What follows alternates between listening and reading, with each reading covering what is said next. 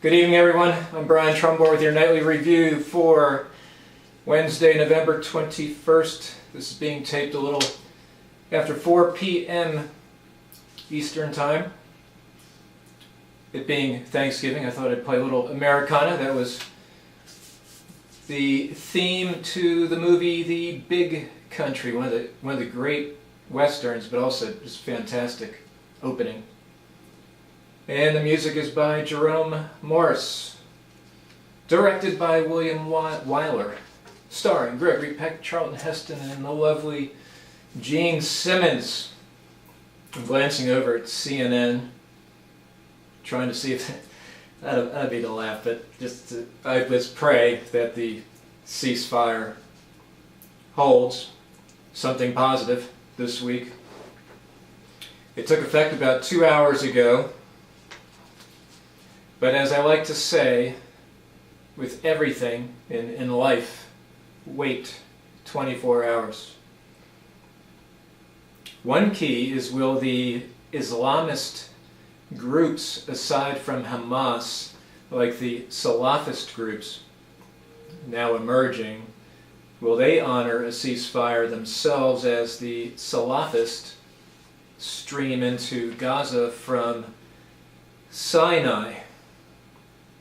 And earlier today, of course, a bomb exploded on a commuter bus in Tel Aviv. Thankfully, no fatalities. Egypt mediated the ceasefire with help from Secretary of State Hillary Clinton. Hamas, once the blockade lifted and a permanent opening of its border with Egypt, Israel wants an end to arms smuggling, for starters, let alone no more rockets being fired from Gaza. What's encouraging is Egypt's positive role so far, but of course if they didn't play peacemaker and flat out sided with Hamas, so long U.S. aid. Benjamin Netanyahu, Israeli Prime Minister, consulted with Barack Obama before agreeing to the ceasefire and accepted Obama's suggestion to give a chance to Egypt's proposal for a ceasefire and so give an opportunity to stabilize the situation and calm it before there will be need to apply greater force. That was Netanyahu. For the truce to hold, the rocket attacks must end and a broader calm must return, said Secretary of State Clinton. Now we have to focus on reaching a durable outcome that promotes regional stability and advances the security, dignity, and legitimate aspirations of Palestinians and Israelis alike, she added.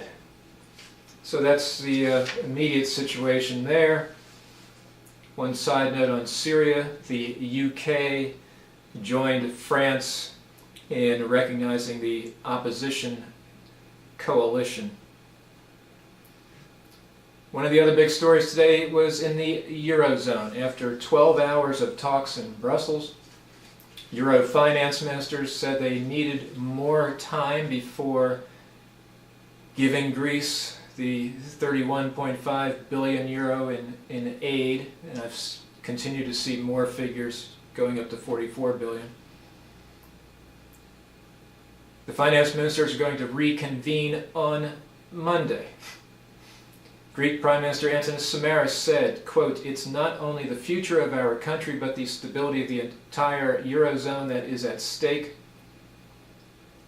Greece did what it had to do and what it had pledged to do. Whatever technical difficulties in finding a technical solution do not justify any negligence or delay," so said Samaras. France's finance minister said, quote, "We are very close to a deal," but added the Eurozone would be threatened if we do not reach one. To beat a dead horse, it's about getting Greece's debt down to 120% of GDP by 2020, or 2022 as Greece wants, from a probable 190% next year And the figure keeps going up because the recession in Greece is deeper than expected, and their privatization plans have been a mess.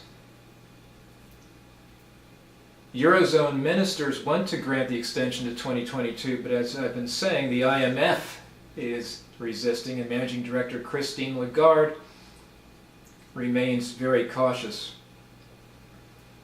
One of the worrisome things would be the internal politics in Greece. It's crucial that you need to see stability over these coming weeks and not a lot of social unrest. Just a note on Spain. Remember, on this coming Sunday, voters in Catalonia, think Barcelona, go to the polls as Catalonia's president Artur Mas called a snap general election a de facto referendum on independence, as Catalonia's demands for greater tax-raising powers continue to be rejected by Spanish Prime Minister Mariano Rajoy. I didn't really focus on Catalonia before in terms of the demographics. It has 7.5 million people, which is a similar population size to Switzerland and Austria. And per capita, its GDP is actually pretty close to Germany, but it is not blessed with natural resources. However, it exports more overseas than it does to the rest of Spain. And it has a burgeoning biotech sector and an expanding port, and of course, terrific tourism. More than 7.4 million tourists are drawn there every year. But here's the deal. Catalonia is the third biggest contributor to Spanish coffers, but ranks only 10th by resources received. So as Artur Mas says, that's illogical. However, I believe the voters will turn down the independence route. Starting to the U.S., Dow Jones closed up 48 points today. Quiet pre-holiday session. Ceasefire talk helped a little. Dow now is at 12,836. The S&P 500 was up 3 points. NASDAQ up 9. Gold is at 1729 as I speak, and oil is at 87.70. The 10-year Treasury 1.68%, so it has broken out of its range. Harvard economist Martin Feldstein said in a Bloomberg television interview, "We are perilously close to the edge of another recession, even if we don't go over the fiscal cliff. The end of payroll tax cuts will reduce GDP by 1 percentage point in 2013, and other tax increases and spending cuts may bring over 2% of GDP tightening," as he put it. Feldstein agreed with Bernanke's assessment, Ben Bernanke, that inaction on the fiscal cliff poses a substantial threat to the recovery, as Bernanke said yesterday. The fiscal cliff would be a disaster, Feldstein said. As Ben said, and as the Congressional Budget Office said, that would push the economy into a serious recession. Famed investor Jeremy Grantham of GMO sent a quarterly letter to his clients.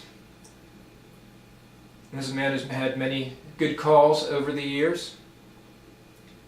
In his newsletter, he said that U.S. economic growth will be less than 1% for the next 40 years. I don't know if I really disagree with him. Among his reasons, resource costs are rising and likely to accelerate. If resources increase their costs at 9% a year, the U.S. will reach a point where all of the growth generated by the economy is used up and simply obtaining enough resources to run the system.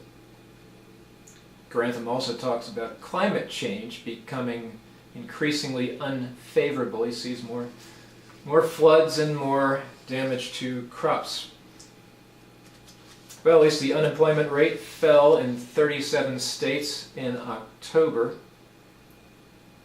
most sharply in South Carolina, where the unemployment rate went from 9.1% in September to 8.6%. Nevada continued to have the highest unemployment rate at 11.5%, followed by Rhode Island at 10.4% and California 10.1%. And of course, North Dakota, with their oil drilling boom, continue to have the lowest unemployment rate in the country at 3.1%. Japan's exports fell for a fifth straight month, 6.5% in October from a year earlier. That is huge. Exports to China, owing to the territorial dispute between the two, declined 11.6%. and we're down 20% to the EU. Further evidence of how sick the EU is.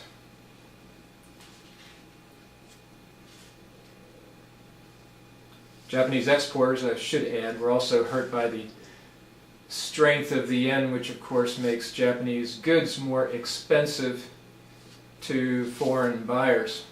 But back to the China situation, more details emerged from the final day of the East Asia Summit I've been talking about the last few days. Chinese Premier Wen Jiabao apparently said China's act of defending its sovereignty is necessary and legitimate, and we have properly handled the incidents that were not of the making of China. Wen warned President Obama to stop internationalizing the issues in the South China and East China Seas. Thank you, Mr. Wen. Of course, he's leaving in March to be replaced by Li. And who's the new president going to be? Xi. Xi and Li. A Rutgers Eagleton poll in New Jersey found that 67% of registered voters now view our Republican governor, Chris Christie, favorably. 67% favorable rating, a 19-point jump from October. The director of the poll, David Redlosk, said, "It's unbelievable, frankly. I've never seen anything like it." 90% of New Jersey voters said Christie handled the crisis, the Hurricane Sandy crisis, either very well or somewhat well. The vast majority, 81%, also said they thought Christie was right to work closely and publicly with President Obama, something for which, of course, Christie received more than a bit of criticism from conservative circles. What's more, 61% of all New Jersey adults said Christie's performance made them more supportive of him. Even half of Democrats, 49%, said they view Christie favorably.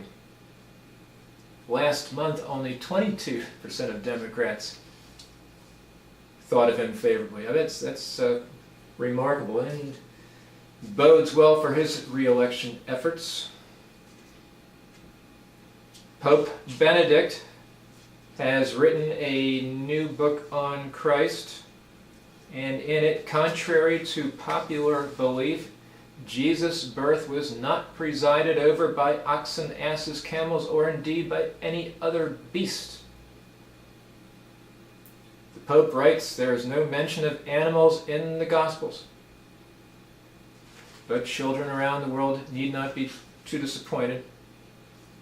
The Pope said that the tradition of donkeys or oxen beside the manger was so deeply entrenched that it would doubtless survive his skepticism. If you have some live animals at your nativity scenes, I would suggest they not read the book when it comes out, or else they'll have some questions for you. Ever wonder what was actually served at the Thanksgiving feast? As Melanie Kirkpatrick in the Wall Street Journal writes, from a museum, Webb Dean Stevens Museum in Wethersfield, Connecticut, hosted an authentic 18th century Thanksgiving dinner the other day. Turkey and pumpkin pie were on the menu, along with venison pie, roast goose, roast pork, butternut squash, creamed onions and leeks, and Indian pudding, but in a bow to contemporary taste. Several wines were served at the museum, but not the one Americans were likely to have drunk in the 18th century. Madeira, a high alcohol content wine fortified with brandy. Before the Revolution, Madeira, which came from the Portuguese-owned Madeira Islands, was considered a patriotic beverage since it was not subject to British taxation. It was George Washington's favorite drink. Lastly, we congratulate Jack Taylor of Division III Grinnell College, who scored 138 points, 52 of 108 from the field, 27 of 71 from downtown, in a 179-104 win over Faith Baptist Bible College against Division III, demolishing the 58-year-old college scoring record, single game record, of 113 points by Bevo Francis from Division II Rio Grande College. That was 1954. Well, that's all for tonight. I'll be back with you on Monday. Keep the men and women of our armed forces in your thoughts and prayers. For more stuff, go to stocksnews.com. Have a blessed Thanksgiving, friends. Take care.